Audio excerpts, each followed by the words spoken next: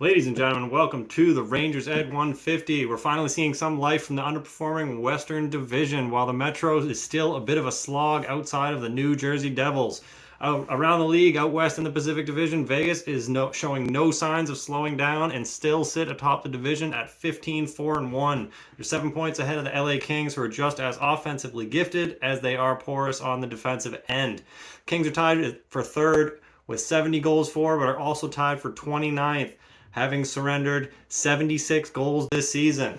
Seattle's on a bit of a heater, posting a 7-2-1 record through their last 10, while Calgary and Edmonton sit in 4th and 5th place respectively and have yet to really get rolling. In the Central Division, the talk of the town has finally become the St. Louis Blues. Dallas and Colorado hold the 1 and 2 spots in the division and are each on a fantastic run of play through their last 10, but St. Louis has finally found their legs and are riding a 7-game win streak into a tough weekend in Florida, where they'll see the Lightning and Panthers on back-to-back nights. Blues are currently sitting in 4th place, 3 points behind both the Jets and the Avalanche, and 5 behind the first place Dallas Stars. Back east in the Atlantic Division, the Bruins are also showing no signs of slowing down. They've won 7 straight, including a big win over Tampa on Monday night. And for the first time this season, they have a completely healthy roster, with Jeremy Swayman returning to the lineup last week.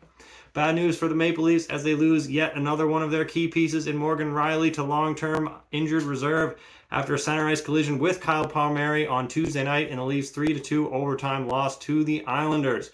The Leafs were finally finding their footing, posting a 6-1-3 record through their last 10, but Rielly is a key piece for this team, who logs significant minutes and power play times. We'll have to see how the Leafs' explosive offense can compensate for an anemic defense. Finally, the Panthers are struggling, falling to 5th place behind Detroit after losses to Columbus, Calgary, and Dallas last week. The Cats face off against Boston on Wednesday night, so look for the Panthers to bounce back from some bad losses and get their season back on track.